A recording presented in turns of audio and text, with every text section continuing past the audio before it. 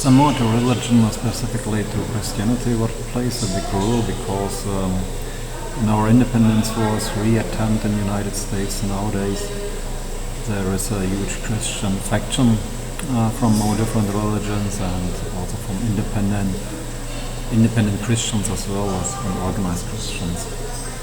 So I still oppose the churches, but it doesn't mean that I don't value Christians. It is simply for me independent of what kind of organizations you are in, what kind of religion you are in. But it will sound very weird for some people, even if you say I believe or don't believe in God. Not in the words you will find it, many will say, oh my Lord, and then most of them will end up in the hell. It's also clearly written in the Bible. Because not on the words you will be recognized, not on your fruits. So it doesn't matter if you say you believe or you don't believe, it doesn't matter if you think you believe or you don't believe. It is shown your true faith in your morality. Fine. So, as some kind of example, what may be weird for many of our Christian followers in the movement, in the MAGA movement, but I want to make it clear and show that I don't have any secrets. Let's take a look to the first important people in the Christian churches, Peter and Barnabas.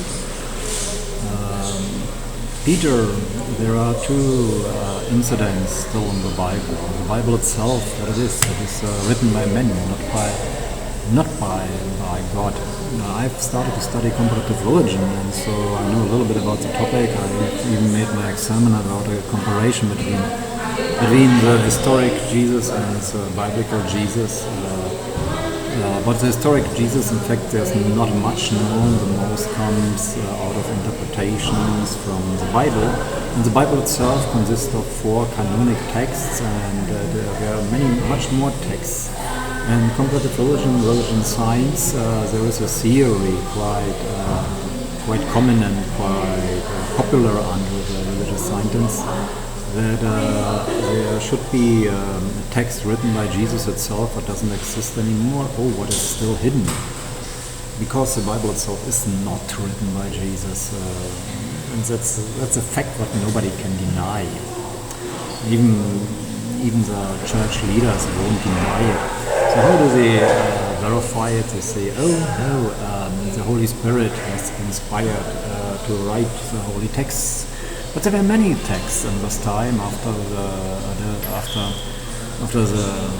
year 0, so that they're probably about students of students and apostles and students of apostles written down some kind of letter, some kind of teaching, some kind of memories by themselves, and that's why it's called Luke, or why it's called Matthew, or it's called John, and so because they had names, the names are known, and then there is an interpretation what kind of Matthew, what kind of John, what kind of Luke so it should be, and then the invasion that some of them are from the apostles.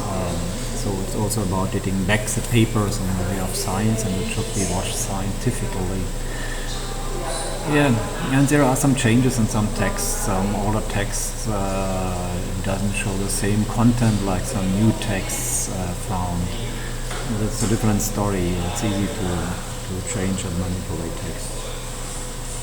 So in fact, these holy texts have been declared holy in the Third Council, initiated by Constantine, who wanted to make a state religion and wanted to make a state religion and political power to strive for the satanic values of money and political power instead of striving for God and spiritual enlightenment and going to another space-time.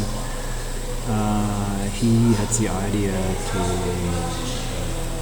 unify the churches under one power, under one control. So in the Third Council there was a decision, it was a democratic decision, probably manipulated by corruption as well, about what text has to be accepted and what text has to be burned. And that's what has been done. So the 4 texts from the New Testament are just a slightly piece of texts what have been existed. and all of them are written in Greek, and so they have been accepted, and some other texts have been forbidden and has to be burned down.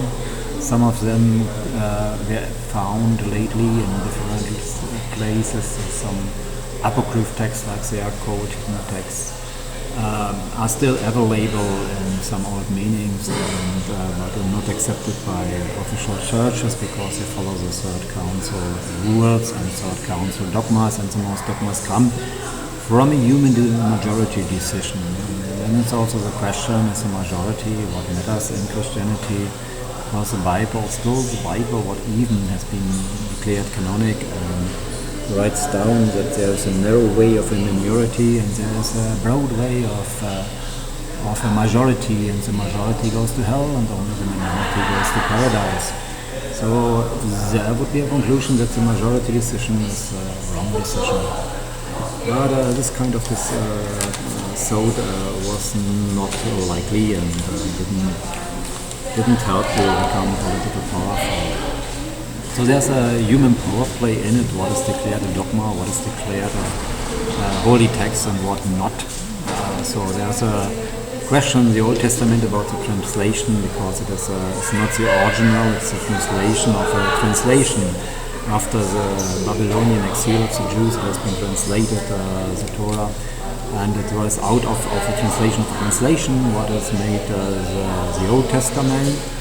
What is a criticism also by Jewish parts, justified criticism, by the way. And there is also the way of the selection of texts, what had no real logic, because even texts of people who has been declared holy anyway, like St. Peter, has been forbidden and burned, because St. Peter was a different story, because St. Peter was a fool. So his text was so foolish that they didn't want, it's so obvious what kind of fool he is, so he didn't want to publish it and to keep him alive as a saint and make a saint. But what was St. Peter about? So I opposed St. Peter, I opposed Barnabas. After the crucifixion, the churches later on, there are two movements. There are three movements what made falsification of the churches in the beginning.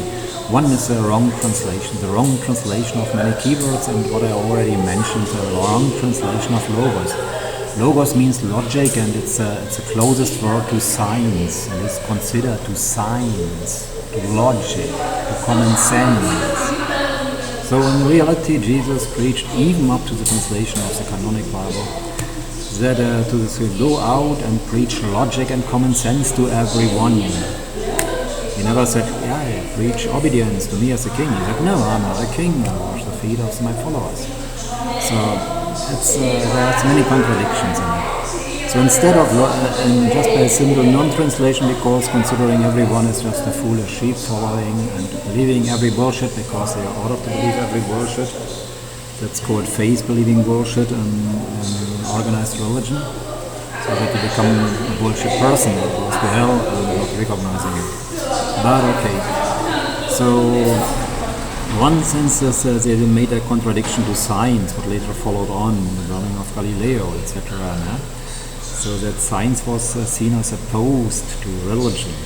And Jesus himself said, preached science and logic. It was a key word. Logos is a key word, not an opposition word. That's clearly a satanic influence into wrong translation into the Christianity. Then you have the position to the women. Maria Magdalena was a close ally of Jesus, without any doubts. If he married or didn't marry, I don't know. There are different theories and different films and different thinkers. But anyway, Maria Magdalena is undisputed very faithful, and maybe the most faithful follower of Jesus in all the times, and have never betrayed him. But her rule and her testament was even forbidden as well. So it was then later on taught that women are inferior. There was no testimony of women allowed in the canonic Bible. And so by declaring them inferior, so they undermine the search for her teaching as well. And But in fact, before the third council, women were leading pastors. Women were have taught men as well, because it was only about who knows more, teach the one who knows less. And many women teach many times men before the third council, before the men invented dogmas. And so that's the second layer in it. And then you have a third layer in it as well, Peter and Barnabas. Barnabas got freed and he was painted as a saint. Peter denied Jesus, even this is not denied, but it's even the question how far went it. So there are two incidences what are very important. You have the Quo Vadis incident and his crucifixion. The Quo Vadis incident, it's a very famous theological incident, but very weird interpreted. So when he got out of the jail to flee his crucifixion, Peter, then Jesus came along and said, Quo Vadis, where do you go? And even in the paintings you find nowadays, you see a frightened, scared Saint Peter by seeing Jesus. So when he was a true believer, shouldn't he be happy to see Jesus? So are the paintings more realistic than the churches want? And then Jesus forced him to go back, to be crucified. And how he was crucified? He was crucified in the opposite way. And the opposite way of the symbolics of Christianity is used by Satanis from the beginning on, from the time of Jesus, on. When Christianity started, they did everything opposite to the Christian ways, and especially in the symbolics. To wear from down to below a crucifix, a cross, that means it's a satanic symbol, and it shows a member of a satanic church. In centuries it is like this. It was like this in the time of Peter as well.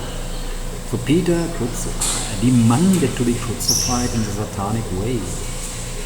But no, the churches interpreted it, he is so humble that he doesn't want to be crucified in the way of Jesus.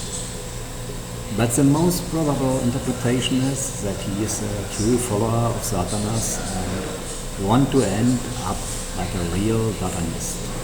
That would be a much more probable interpretation of it, by the way. And interesting that just fooling people around by making and painting it like being humble, being so humble to run away and having to be forced by Jesus to go back to be crucified.